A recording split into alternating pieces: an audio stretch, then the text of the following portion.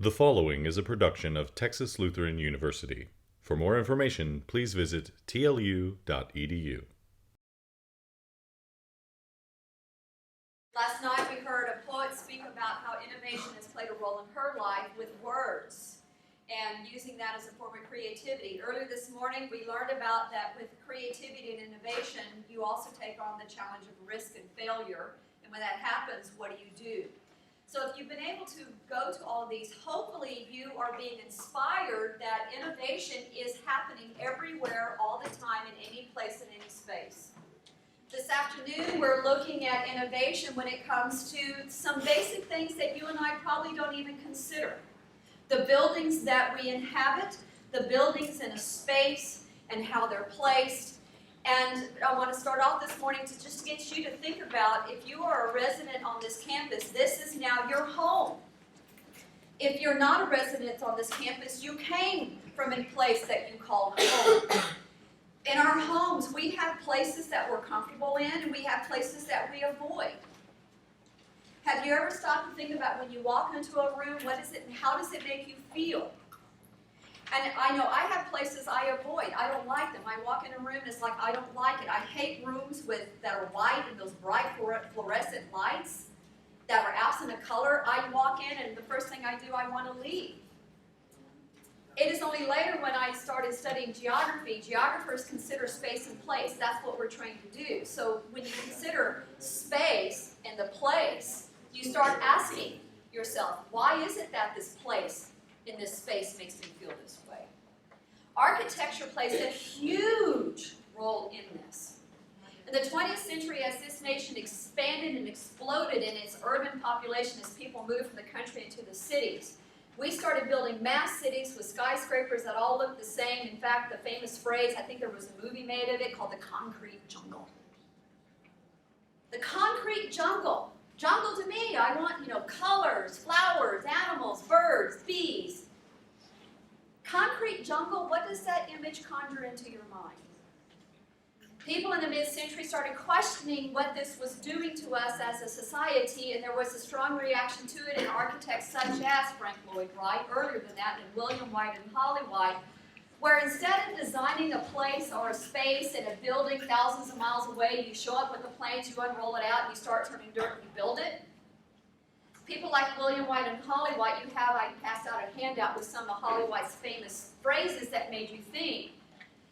These are architects that went to a place first and looked at it, watched the pattern of people moving, figured out where they went, where they didn't went, and where they did not go, and started asking themselves, why? Why is it that people are drawn here and avoid this place? And how can I design a space that makes their life better?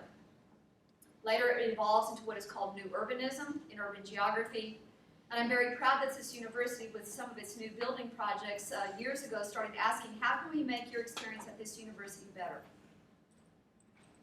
Steve Anderson, who is here today, who serves in high-capacity administrative levels, kind of led the charge when we were doing our strategic planning for the next 10 years. The design of the space at TLU was talked about in depth. You don't stay here on weekends. How can we design a place that keeps you to stay here? Even when you're here during the week, you have a tendency, we know where you avoided places and we knew where you were drawn.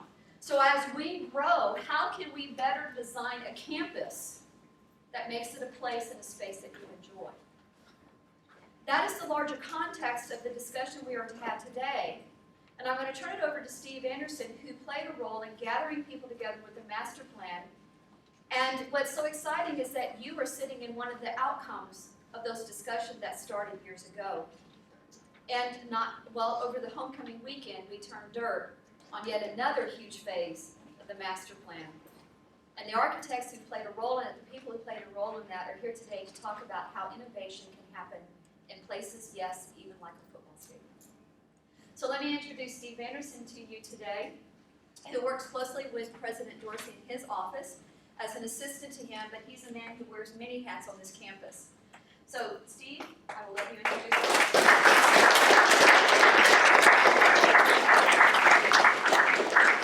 Thank you, Dr. Hoffman. One way we could have made the student experience better is if we had designed this room larger, and I apologize for the cramped conditions and the temperatures a little warm, but thank you all so much for coming out today. It's my pleasure to introduce three gentlemen representing three different architectural firms that we have worked with over the last 2, 3, 4 years on various projects here.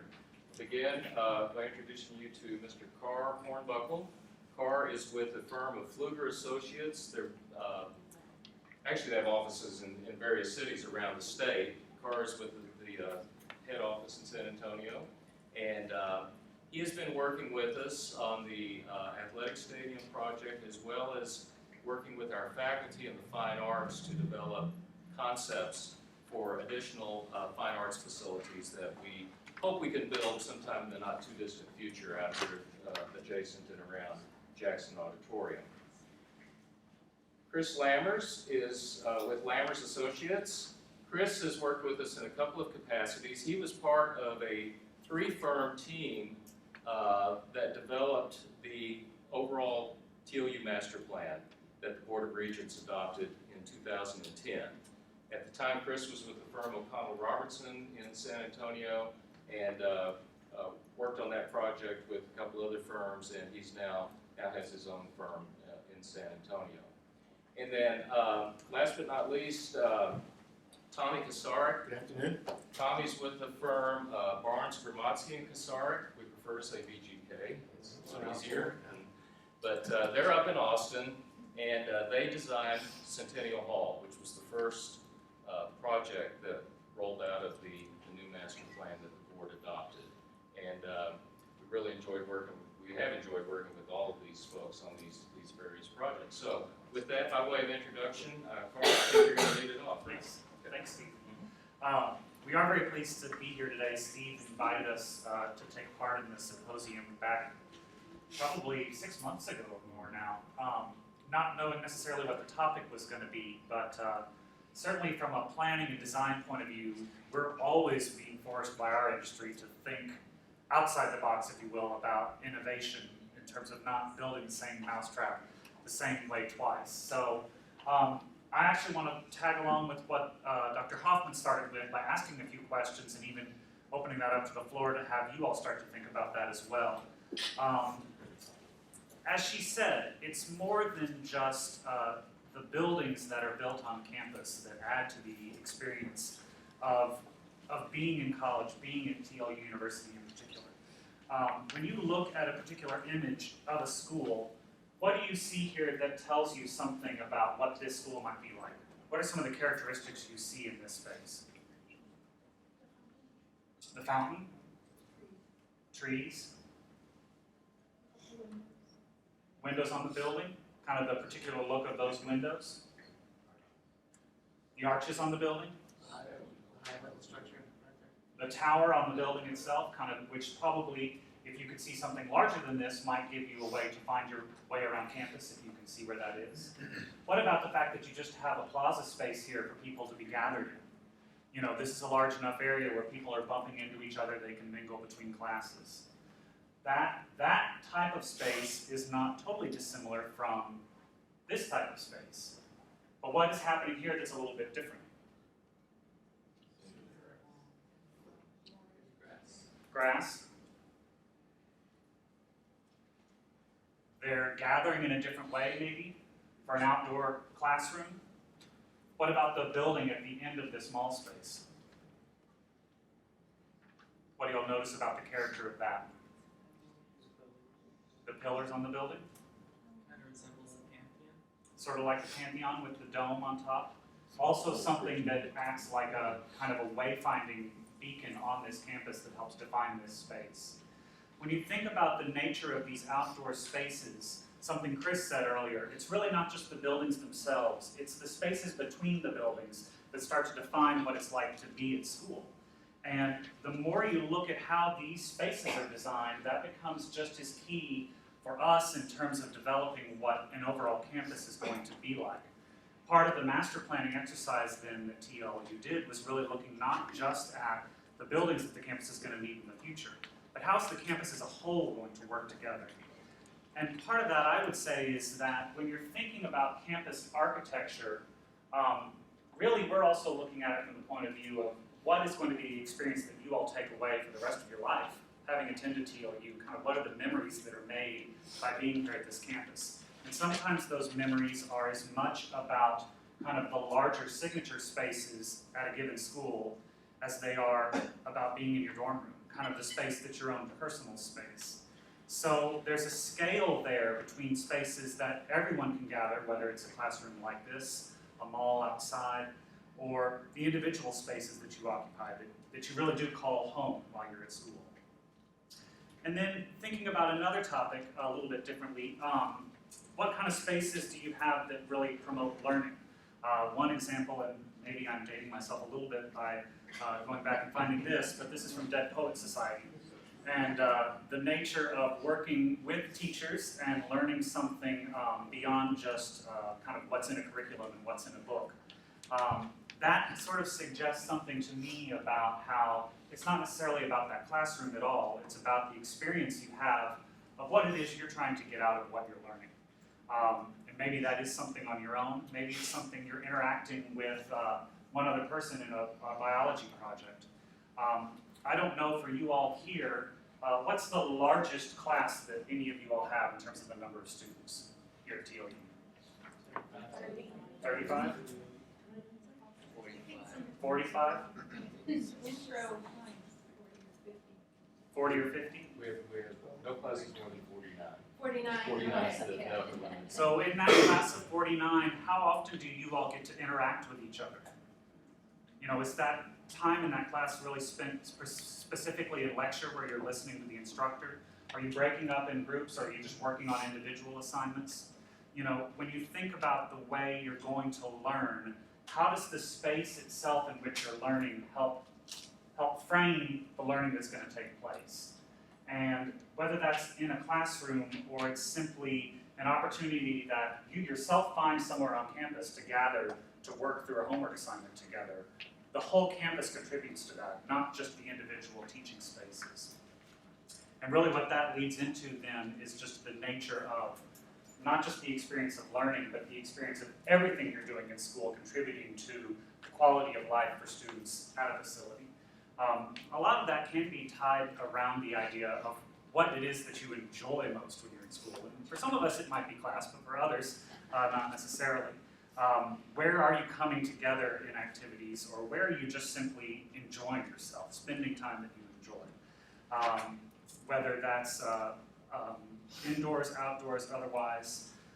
Signature spaces on a campus can be places where you come together, you interact, you find each other at a given time of day, but it may also be just as important to have smaller spaces where you're meeting one-on-one. And that can be a place where lifetime memories are made. So what we wanted to do today, or was what we talked about doing, was kind of getting into the idea of master planning as it relates to the experience that you all have. Because as planners and architects, we don't come to you all and say, well, this is what you're going to get. We really begin our process by listening to you to define what it is that makes TLU specifically great. So having said that, I'm actually going to turn it over now to Chris, and he's going to talk a little bit more about the master planning that was done. Thanks, Carr. And actually, that's a great intro into campus master planning, because a couple things, and as we were talking before, and we've all three of us worked on campus master plans, and it's really specific to the individual environment of the campus. And regarding TLUs, we really did a lot of work, first of all, just meeting with stakeholders, meeting with students, just to learn more about the campus, the campus values. We studied the strategic plan, and we looked at past master plans. I mean, this weekend, Dr. Dorsey talked about the football field location it was at that spot, and was it the master plan from 1937? Well, you know, I guess we just copied their plan, but anyway, you know, you do a lot of it's just a lot of collaboration initially, just to kind of find out what makes TLU tick, what's important about this university, what makes it special. we came up with several goals. There's others that are in addition to this, but a couple of the key ones that I think may relate to you is there was a big stress that the master plan be realistic. Okay, be realistic for the size of the campus that TLU strives to be, monetarily be realistic. And then I would say if you can combine almost everything else, it's about campus life. What can be done to improve, accentuate, build on TLU's strategic plan and values to make this, to enhance the campus life at TLU. So from there, that was really the driving force on everything that we looked at, whether it was individual buildings. And really, as Carr mentioned, it was the spaces in between buildings where students interact and congregate, creating density within the campus that really will promote and frame spaces that you have. First thing we did, and then I'm just going to take you through a few things and not go through all the detail we went, but I think it's relevant just to talk about some of the things we did to analyze your existing campus. One of the things was where's the entrance to TLU's campus? Well, we asked this question and we got different answers. So when we were looking at the roads that surround the campus, those green dots are different campus entries. Okay, it's not that a campus just has one entrance, but usually there's a sort of a main focal point, especially a campus of the size of TLU. And that became kind of clear that while the campus has great bones, okay, it's a nice size, it's walkable, it's got it's got a mall that's starting to frame it, but it also has it needs some density and some other things that can create an organization of that will promote interaction and innovation and creativity. So we looked at that. We looked at kind of an inner loop. In red is the existing campus, and it kind of stops. And one of the things about some campus master plans that we felt would be a positive is to have a loop around sort of a pedestrian core, okay? And if you just look at it in plan, you can kind of see there's sort of one started, and then we looked at some of the other just connections between various roads. We then looked at pedestrian walkway, and did y'all know that you can walk from the center of campus to the edge of campus anywhere on this campus in 5 minutes? How many people drive to class? Okay. All right, I just want everybody to know that from the middle, see that center point on the image on the right, from that, I can know this old guy timed it. You can walk there in 5 minutes. And that's a great benefit. So from one end to the other is 10 minutes. The longest walk on this campus is 10 minutes. So if you're ever late for class, no, but so from that standpoint, and then we looked at just the existing campus infrastructure of walkways. We looked at nodes where people kind of interact as they go through. This image on the left is kind of interesting in that we looked at the existing, there wants to be an existing kind of L-shaped mall, okay? There's also, you'll see this in the later master plans, the chapel is on access with 46. You don't really always realize that when you're coming to campus. But there's this sort of framework, or these bits and pieces that want to make a framework of the campus. It also shows that you're starting to get some zonal spaces, especially on the right. You see where there's different kinds of zones now. Some of them are kind of organized, some of them aren't. I know Tommy's going to talk a little bit about the residential zone, but those are things that we kind of looked at. We did so many spreadsheets, it's crazy, okay? So I'm not going to go through all these, but I'm going to tell you we did also the technical components that just looked at, all right, how many people use a particular facility? How often is it? How many classrooms? What's the classroom availability? And that's just to know, so in planning for as the campus grows, whether it's 1450 or it's beyond to 2000, we need to know how many buildings you're going to need so that TLU can plan in the future what that's going to take. This is the master plan for 1,450 students, and here's 2,000. And then we're going to talk a little bit about the zones here in a second. But I kind of want to, if you go back to one of the images of the earlier master plan, okay, of the existing campus and the circulation, you kind of start to look and you see a loop now where that road is created. You got an access. What we did was we used greater density with the buildings to start framing spaces, right?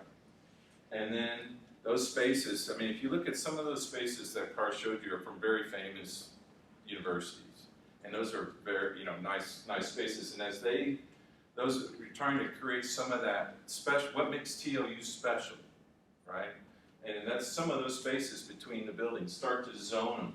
You see that exactly where BGK put Centennial Hall. It's called for right there. Look at, one of the big things was putting sports back on campus. It was about how can you make campus life? What can keep y'all here on the weekends? Fine arts, football games, softball games, baseball games, but you can walk to them. We know it's less than 5 minutes because it's on campus. So every game should be sold out, right? So, but there's a certain buzz that happens. I mean, one of the things later in the sports section, we'll talk about that. You start designing tailgating areas. Jackson Park becomes a hub for tailgating before football games. Fine arts zone, you have a lot of that going on. But if you look at the darker buildings that are new, there's a lot of buildings there that they're all of a scale that's consistent with the architecture that you have now, but it starts to frame spaces. So when you're looking at or going through campus, it's going to create a lot of areas for you to congregate and collaborate of different sizes. I'm just going to go through a few things, but you can see entry and identity with the master plan. Clearly, one of the thought was to make the entrance off 46 kind of the main entrance, have a main access right through to the chapel.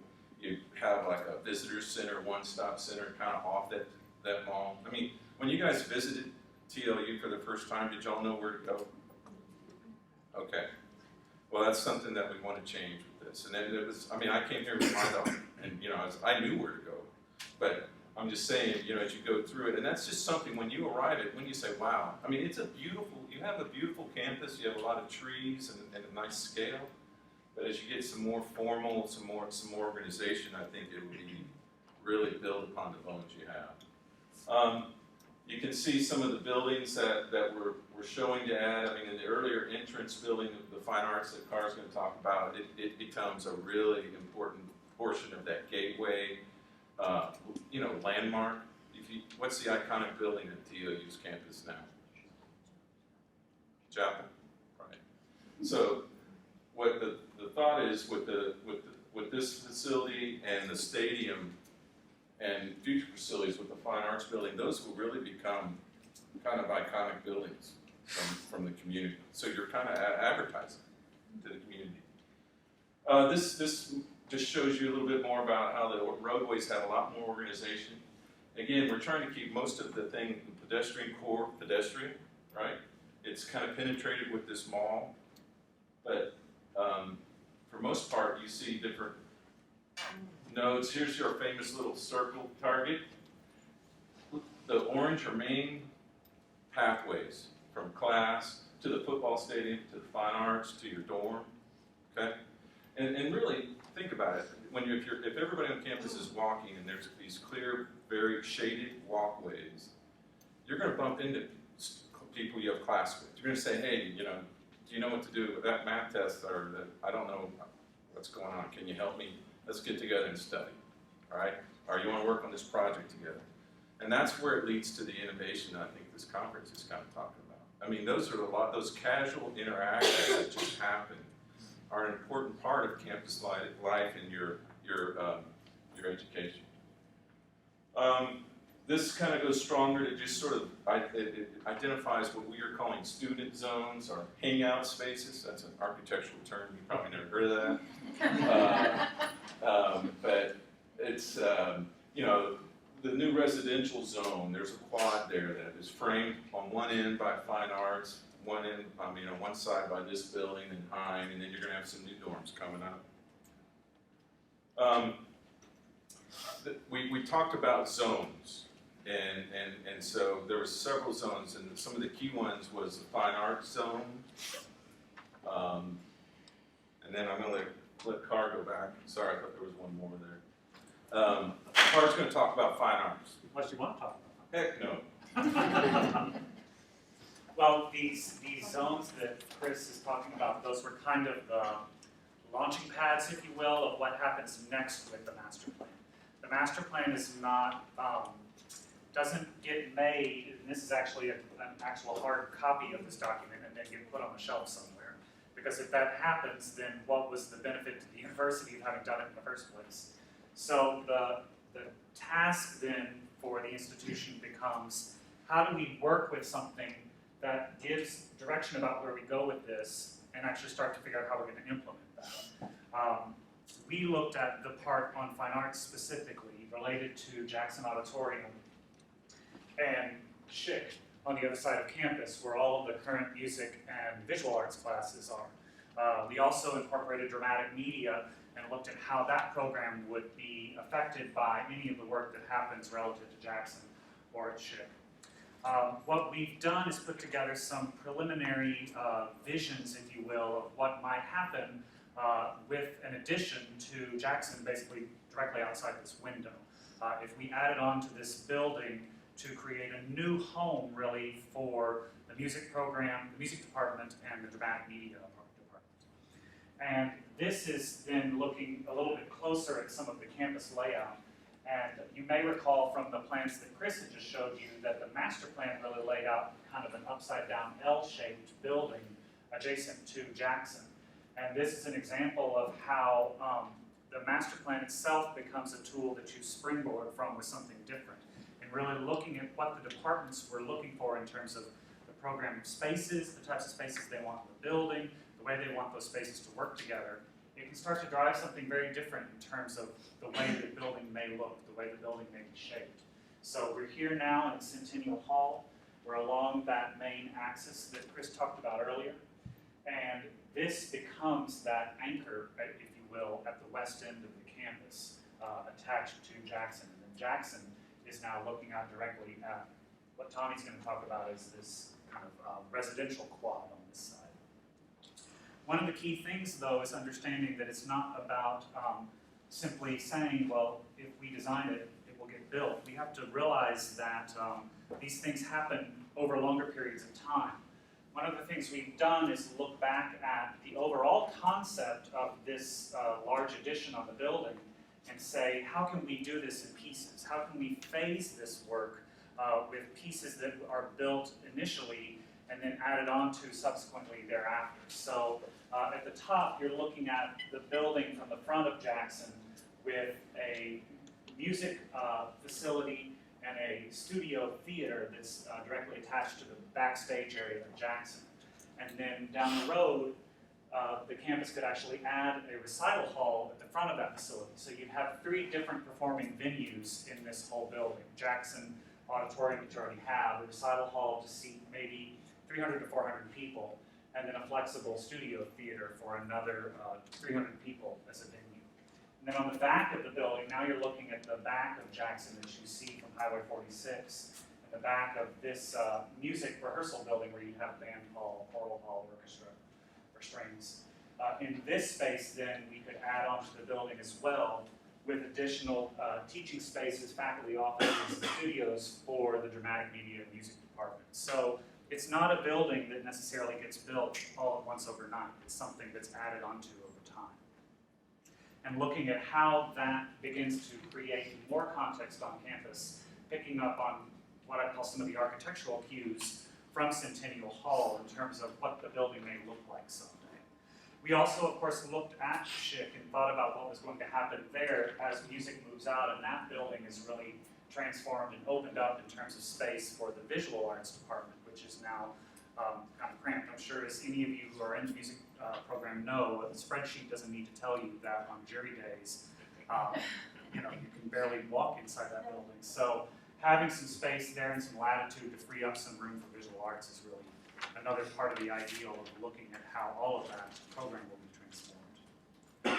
That's just one of these particular areas. I'm actually going to let Chris now talk about the athletics piece we've been working on together. Great. So why was the stadium put there? Well, there's a lot of reasons just to go back, this is the final to the 2000 student master plan image. There's multiple phases of athletics that this shows. It shows the full development of the east side of the stadium, and probably work beyond what we're currently working on. But it is planned for, and one of the things the master plan did was provide space for it. So it's kind of earmarked.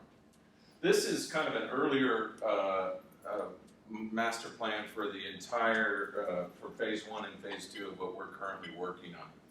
And it shows again the connections. You've got the connections to the dorms. I mean, it's down the street from the building we're in right now. So there's a certain connectivity. It's available land. It's a very good edge of campus type of use of the facility. Just to kind of go back when the West Stadium grandstand is built, as I said earlier, it's going to be visible from 46. It's about 50 feet high, or roughly about a 3.5-4 story building type in height. So basically, just the full build out of the athletics master plan phase 1 and 2 is it's a new track, new football field, new softball stadium, parking. There's going to be a south end zone building that will be locker rooms, weight rooms, and a lot of things like that. And that has a lot of benefit in that it alleviates the load on the current facilities, so that when you have take a big use of the weight room and some of the facilities over there away from the recreation center, then that opens it up to use by more students and faculty. So there's a lot of things that this dovetails in, like intramurals that are beyond just athletics, band, and community use. This facility is envisioned to get used a great deal. So this is kind of an early on, and even earlier, we thought it would be good just to show you a little bit of process. And we still, at least I do, I still use a pencil and sketch paper and markers, and sometimes draw freehand, and we just say, let's see what will fit here, and kind of, these are some early versions of just the football track stadium to see what would fit, and it has a couple different versions of different seating capacities and arrangements of the West Grandstand and the team facility at the end. So that's just process. And then these show some later ones when we're going into kind of gets into more of the computer 3D renderings of facilities, but they're still not complete. That's actually an early softball stadium image that we show, just to kind of show you the process. I mean, we meet with you, we got nothing, right? And we say, okay, what do you want? And then we go back and we either, like we were talking, a lot of times we work in a charrette atmosphere where we do drawings like this one on the right in the charrette, just right there meeting with you. And sometimes we do that back at the office. And this just kind of shows, there's a lot of steps in between, but it kind of shows how we get from point A to point B. And then this is the current design for that facility. So it kind of shows how it went boom, boom, boom. Believe me, there was several steps in between this and that. More than I care to recount, Steve. There won't be many more. Yes. this one, mainly that one's phase 2, and it's not what's under construction right now, but it is one that just shows process. Here's what's going on right now. We've got the phase 1. We've got the baseball, softball, kind of, that's a main entry gateway. One thing about, I think, athletics master plans, but master plans in general, I think gateways and entry points and kind of wayfinding is a big deal. And so right now, where we're putting the softball stadium is right near the baseball stadium, and then for them to have one unified entry that, again, is on access with the campus, from pedestrian access up from campus, then you enter there and then you go baseball, softball, kind of a gateway entry. It's also where your concessions, your ticketing, all of that is. So that's kind of a central hub for that facility. And then this is actually across the street on the east side. So it's actually facing Fritz. But if you recall that earlier image of the West Grandstand, this was designed at a smaller scale to mimic that. So again, we start to go with the architectural character that has actually really been established with this building that we're in, where we call it the TLU brick now, Tommy. So I hope that we're specifying the same brick blend that they use, using a lot of the same articulations. The master plan recall some of that, but it was reinforced and firmed up by the design of this building. And then this is just the overall phase one.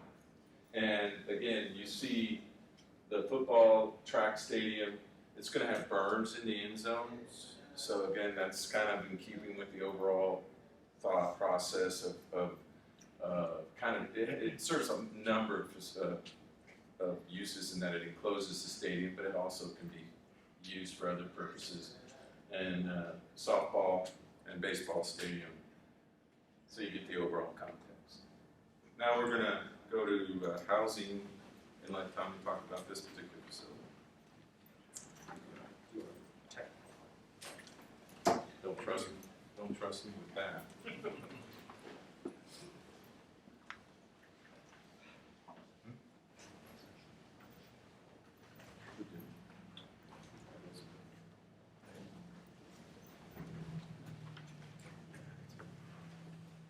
Good afternoon again. Thank you all for letting us be here. This is really cool. Part of that email that we mentioned earlier, that came about 6 months or so to us, is about space for, the theme, space for innovation. We want to discuss approach to the project from conception to design and reality. How do you take an empty space and vision what it could look like? What are your thought processes? Did you create something from nothing? Interested in ideas about creating spaces that facilitate and encourage innovation among people, creating density. That's a lot of stuff. These guys have done great, and I hope I can keep up with them on this. I want to talk a little bit about Centennial Hall, obviously the building we're in right now, and talk a little bit about our process, how the kind of A to B kind of thing, what we go through. And one of the first is, well, we got a schedule. I'm going to tell some realistic stuff here. It's not all icing, right? There's reality, nuts and bolts to this thing too. And it's a schedule. And we have, most of all of our projects have some sort of accelerated kind of schedule. This was very accelerated. And because it had to be open at a certain time, for the fall of 2012. And so you can see, we had to get the documents and design done in 5 or 6 months or so. And then there's even overlap before drawings were done and construction started. We were all able to make that happen, and for it to be successful, because we had a great owner, we had a great contractor, and we had a great team of architects and engineers working together every week, every other week or so. We'd sit around the table and just make these decisions, just get everything on track, and not only the schedule but the budget as well. So that's an important part to any of the buildings that get done on campus. With regard to your site, you've seen it on the master plan, obviously, between Jackson and Hine. Relatively flat site, maybe a little too flat, something like that. A lot of nice trees there on the western edge and northern, adjacent to the president's house. But yeah, with regard to drainage, that was a big deal because you do have a lot of ponding and things on campus, so we had to be really aware of that and where the height of this floor is relative to the rest of the site to make sure there's good enough runoff all the way around. And then some eye-level shots of the site before this was built. And some really nice trees, which we endeavored to save as many as we could. And then how do we do all this work? Well, we've touched on it. We like to work very collaboratively too with our owners, our clients, and our students in this case, where we had a number of kind of exercises working with students that were invited to become be part of the charrette sessions to new hall. What should be there? What shouldn't be there? Where do you live now? Bring some of those lessons learned so we can finish that process. And then once some information started gathering, we developed kind of a program, kind of a list of spaces specific to the project, and started assigning square footages to each of the spaces, bedrooms, the hangout spaces we talked about, all that wants to be in this building. Well, earlier, it came out to be about 60,000. We had to trim it back to around 50% as we went through the process. The ground floor, the upper, see all the yellow? Something that was really important to the university was to get more public type space into this building. Public, I mean spaces like this, classroom spaces, seminar spaces, lounge spaces, to make it a really dynamic hall, not just for the residents, but for the residents to use, but campus-wide use, so there'd be that intermingling, co-mingling of the whole campus community. And once we kind of got a basic kind of footprint, we also, taking cues from the master plan, we started placing the building on the site. Well, is it really going to fit? Well, yeah, but we have to make sure, right? And then we look beyond that, kind of taking, again, cues from the master plan, but looking at this sort of district-wide in a kind of finer grain to see what the future halls could look like, how they might react and interact with future buildings, so that you don't make a mistake. You want to try to plan ahead of it. And thinking about the outdoor rooms, you've heard us talk a lot about the density. Well, all of a sudden, once you create these footprints, what a great quad space that makes. And leading right up to Jackson, that becomes a powerful mall. And a great community space for all the communities, and then you have the smaller communities within the halls themselves. And then looking at it three-dimensionally, vertically to see, make sure we're compatible, with the Jackson and Hine, we're not getting too crazy, height and mass. And architectural, talk a little bit about architecture on your campus. When we started out on this campus and a lot of our other campus university work, we sauntered. I think that word from you. Sauntered is strolling and observing, looking, watching, hearing, smelling the things about a place. And architecturally, what really jumped out at us, if it's not clear, are the entrances to these notable buildings on the campus. And they really spoke to us as really welcoming kind of portals, like a threshold to a building. And we thought those were very special. And so it just says, welcome, come on in, see what's on the other side. Well, guess what? We like to draw and sketch too. I love to sketch and draw too. So these are some of the earlier sketches we did. Right off the bat, there's some sort of portal element there that we want to try to incorporate into the design. And to the right is a little more refined. Just something that draws you in, the landscape of the tree, the courtyard, beyond. And a little more refinement, study, think about materials and colors. And not only the exterior, but the interior as well. These are quickie little interior elevation sketches. These happen to be sketches of the lobby. Thinking about the wood paneling, the wainscoting around the room. The ceiling, what the ceiling configuration looks like. All that goes into try to tie the whole building together kind of cohesively. And then further developed design, again, the portals carried through, looking at the massing, the scale, thinking about what's brick, what's not. Maybe cast stone. And then one of the most exciting things about being an architect is seeing your stuff built. Love to draw and all that. Love to make plans. We all do that, but seeing the thing coming out of the ground is not there. So we're grateful the contractor did this back in a month or two just to memorialize it. And speaking of brick, that's so glad to hear that. We spent a lot of time on brick. Because there's a variety of blends, brick blends on campus, and so how do you bring it all together? Well, we tried to saunter, observe, and pick and choose, and ultimately, we looked at a bunch of different colors and textures and watercolors and all that, and then eventually we ended did a mock-up wall of the actual brick, looking at the color, the word color, looking at the windows and the stone, how all that all behaved with each other. And it was approved. Obviously, no. And then this was a very special day of dedication to Dr. Dorsey. Building blessed. All of those showed up. And then just a few shots. Courtyard space. This is really important to us too. It's that outdoor space. When I talked about the big quad, we've got the smaller communities for the building too. And so we see this as a place for interaction and innovation.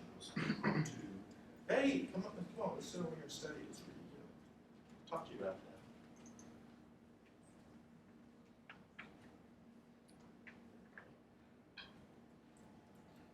And then I mentioned the yellow on the plan earlier about all the public space as well. Here, a lot of them are, the lounges and the game rooms and study areas and the rooms we're in right now. So that was really important to the project, to the university, to make that part of this all, make it a really dynamic, energetic place. It all comes down to this for the student, right? It's all about the student and their home away from home and to make it their own. It's their home away from home, so it's got to be welcoming and comfortable for them. It's their environment to habitate. So hope that this makes your stay better. As I heard you say. Thank you. That's all we got, so if you have any questions for Carr or Tommy or We have a question already in the back. Yes, sir. Yeah, okay. I was just wondering, I know it's kind of a small, like, little, not even nitpicky, but it's a small thing.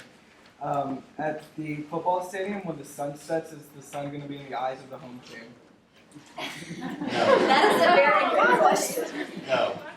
It's an important question. The answer is no. The football stadiums historically are north-south. Okay, so no. There will be seating on the west side. It'll be leased bleachers for phase one until we can get phase one complete, paid for, and then raise the funds necessary for phase two, which is the very pretty picture that Chris showed earlier. But the home team will be seated on the west side. We will not be looking into the south. You let your opponent do that. Yeah. It's all good. We have a question up front. I noticed that some of the windows here on Centennial Hall are very similar to the windows that were on Old Main. Did you draw some of the inspiration from Old Main as well? We did the sauntering and we photographed essentially all the buildings on campus, kind of analyzed them. So. Very good question. Thank you for that. Some more. Yes, sir. We talked a lot about like the football stadium and the new athletic facilities. Would there be anything planned for intramural fields? Because I know our intramural field is now going to be where the football stadium is.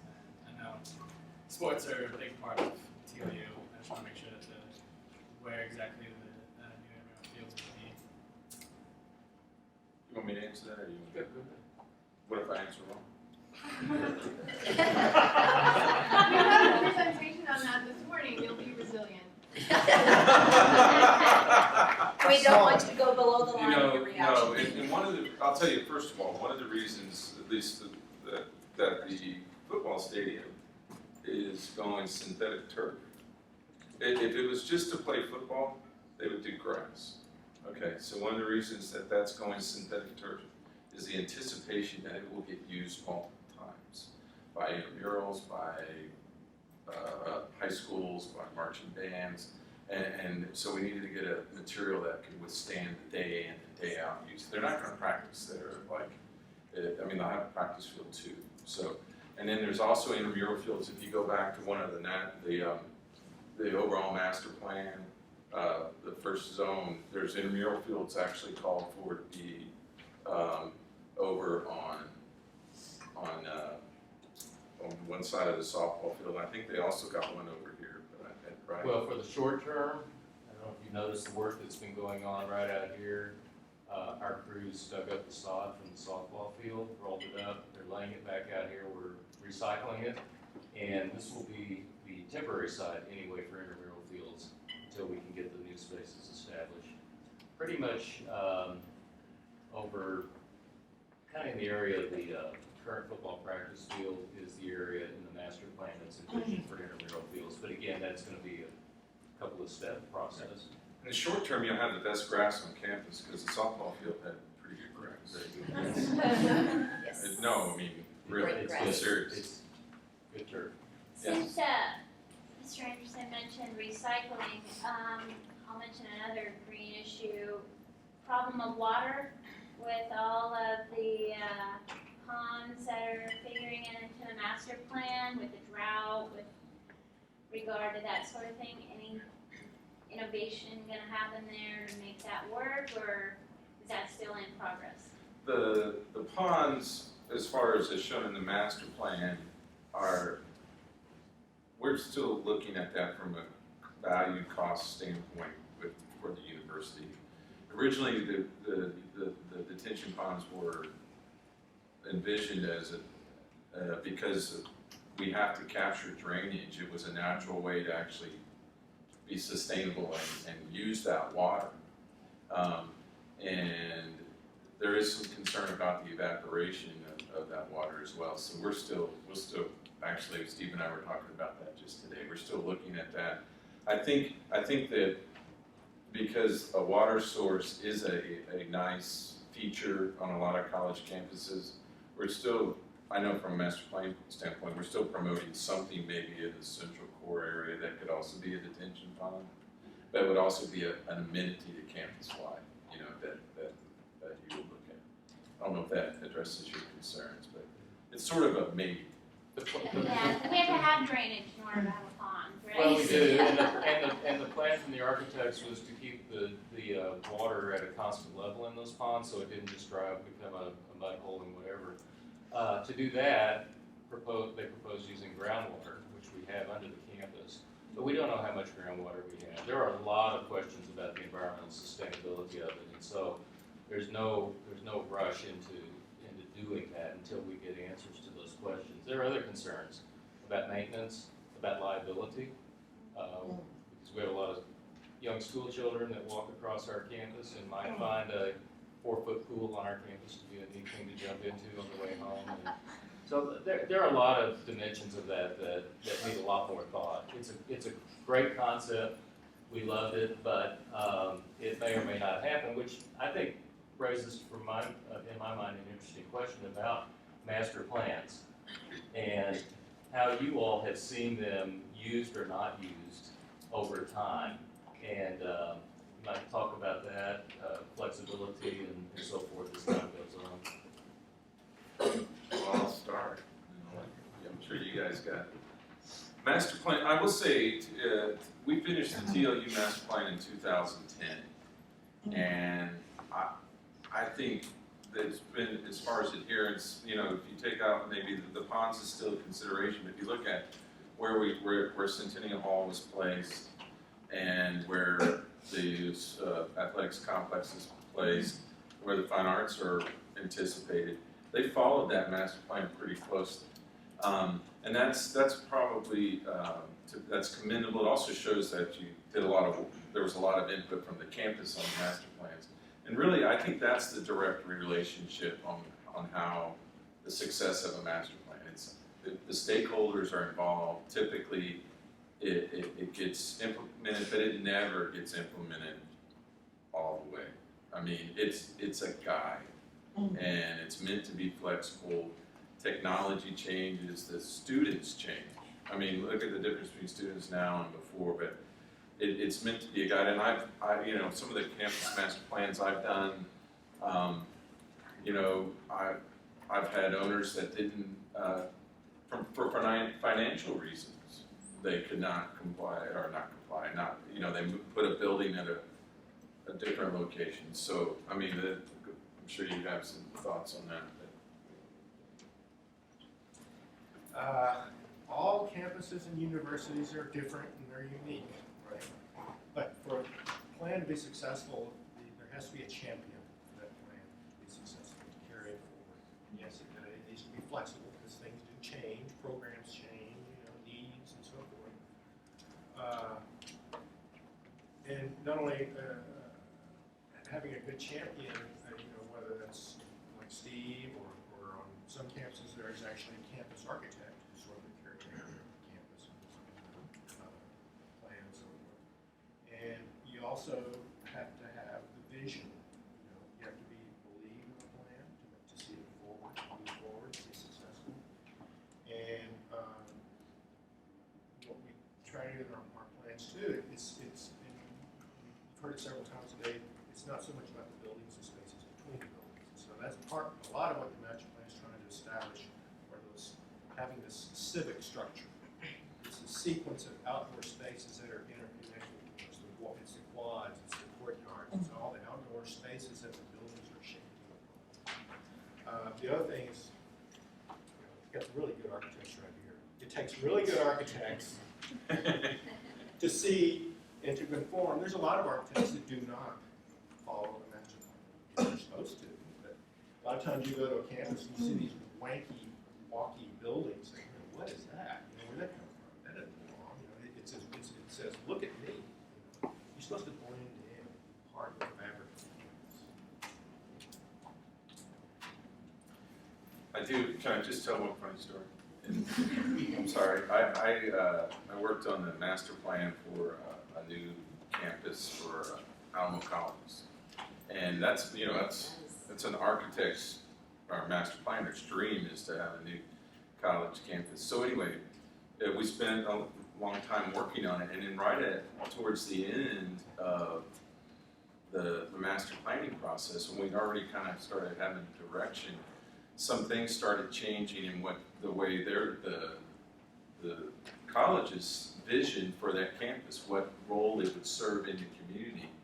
And so like the core main sort of anchor building that was going to be, sometimes it's the library or sometimes it's whatever. Well, its goal, this was actually a sustainable type study area.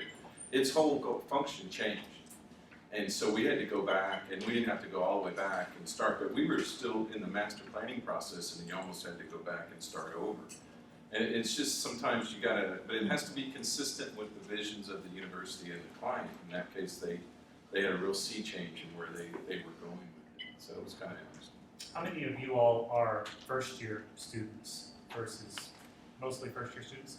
Have most of you all then declared a major? Or are you undeclared? Anyone in here undeclared? If you are declared, do you have your whole 4-year curriculum laid out in terms of what your coursework is going to be? Some yes, mostly? Okay. I mean, we get excited about planning as architects because we think about buildings, but it's really no different in a way from the planning you all are doing right now about what you're hoping to achieve in the next 3 to 4 years. And whether what you achieve in the next 3 to 4 years is going to translate into the next 30 plus years of a career you have thereafter. We're trying to establish something for the university that is useful for the next 4 years, that will hopefully serve a wonderful purpose for the next 30 years.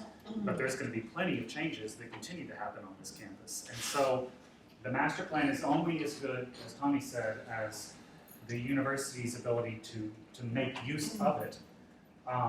But also allow it to change as the university's needs change. That's a good comment, I like that. I think there was Professor Edwards in that. Hi, I teach composition, and our class research project, is how to make Seguin a better college town. So we are interested, I guess, in how you think about the town of Seguin when you create a master plan, or when you choose certain characteristics for buildings. Do you take the small town into consideration? Good question.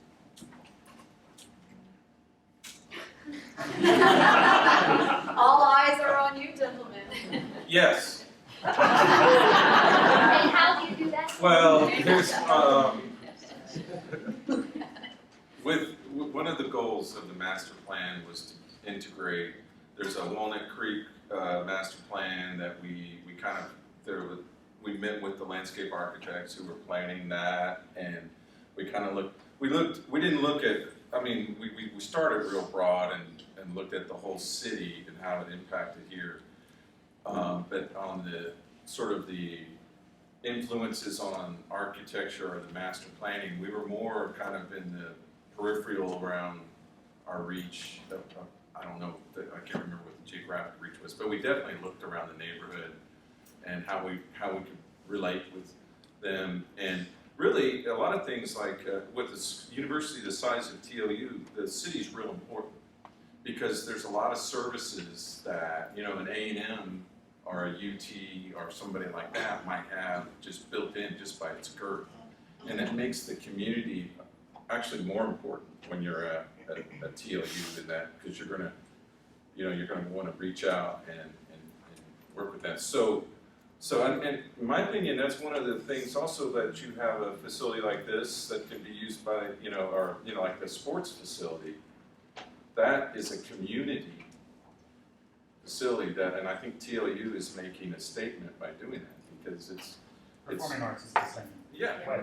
Because that's how you're inviting Seguin onto your campus. That's how they're meeting you, in a sense. So we've definitely talked about that a lot in terms of what TLU has to say to Seguin, if not what Seguin is saying to you. And while you're listening to the presentation today, wonderful questions thus far. Don't forget, we have an idea bucket, so to speak. If listening to what you've heard and you know this place very well, as you have ideas, don't forget about you have a place to submit those ideas. So if you want more information, come see me or Dr. Fisher or the people on the committee, and we'll happily point you in the direction you need to It's go. on the program, on the back of the program. I think we have time, Steve, for maybe one more question. I want to bring this back around to innovation, and I hear in the process that you use and in how you think we're going to use this space, a lot of what I have learned that it is how innovation takes place. People need to come together, people collaborate to make things, to creatively solve problems, which is how one of our speakers defined innovation. What I'm wondering, if you think about, one of the things that the scholars have said about innovation is it doesn't take place in the center of disciplines, but at the edges where disciplines come together. And do you think about that when you decide how departments should be housed on a university? Because here, we may be small, we may be able to get from one end of campus to the other in 10 minutes, but we are disciplinarily housed in little buildings and we don't really interact with each other. Socially, we try to make that happen with luncheons and other things, but in our day-to-day working space, I see people who are interested in language and communication, and the people who are doing biology see people who are interested in biology, and we don't see each other. So how do you think about that, especially because you all work with universities, that how we can come together to creatively solve problems, either our own or someone else's? Well, we definitely talked about that with regards to fine arts. First of all, just to be giving dramatic media a home that it doesn't currently have, but then to share that home with music, something that, since Whopperman was originally built, really hasn't been able to really happen. And so it was a big part of the conversations about what we may be able to do over here, that now you have kind of a living room where drama, theater, music, performance can all come together. And I think one of the examples we talked about, in a sense, and so I'm stealing your thunder a little bit, is where we are right now. The teaching space, the common space that was built in this building has not, to my knowledge, been assigned in that, this is only for your languages department or something. You might have any number of different classes or different programs happening here. So who are you going to bump into in the hallway? And in fact, you may need to have a theory class taught over here from the music department or something like that. So that was that was our take on it. Right, yeah. In doing our planning and our buildings, hearing being on other universities and hearing those folks talk about interdisciplinary, and that's the thing. That's where it is, that's where it's going. To have that cross-pollinization or whatever might be as an interaction. And, there's a lot of, unfortunately, on some of the older buildings and some of the more been a lot of cases where really nice buildings used to have a lot of public space for that sort of thing to happen. Unfortunately, over time, it got cannibalized and turned into offices and classrooms and whatever, and all of a sudden, can't. So, gotta be mindful of this. I agree. I mean, and I think that's it's a positive thing the way where universities are going. I mean, you're always going to have your really specific research, like, you know, what that have their space. And one of the ways that you can accommodate that is either in a building like this where you got living and learning in the same building, you know, or in some facilities where they're doing interdisciplines in the same building. But I still go back to master planning to where you kind of have spaces, so even if you have separate buildings, if you're going, if an engineering student and a English student are going to Hine, you know, they cross paths, and that's you know, that's not as designed or planned as if it's in the same building. But from a master planning perspective, it's something we do think about, and when you're locating buildings, you try to think about that. Yeah, I think about Apple, and I've visited USAA, and they put in these places where you want to hang out, so that people from different areas of the organization have to go there. The bathrooms are set up so that you have to meet each other.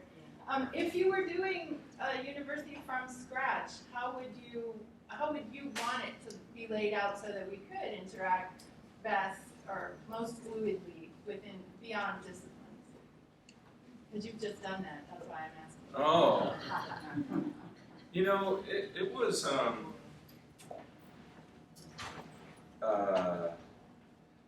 I would call it a mixture of traditional. It's a what we call it. They call it a snake. It's a mall, but the mall is kind of it's an organic mall, so it's not this straight shot. It's more of a flowing. And one thing we did was we did, you know, locate buildings so they would collaborate and that kind of thing. And it had, and I know you guys have done this too. It's very strict pedestrian core parking. You know, no cars in that core of the campus. And something that was interesting to this is it's in North Bear County, and it's kind of unique in that they half the campus is in reserve. And so there's like a conference center up in there, and the rest is just not to be touched. So I don't know if that really answers your question, but I'm not going to say it's all, I mean, just everything's new there. We sort of grabbed from historical things. I mean, that Virginia with the image car show, hey, that's a nice campus. And so we kind of stole from everybody.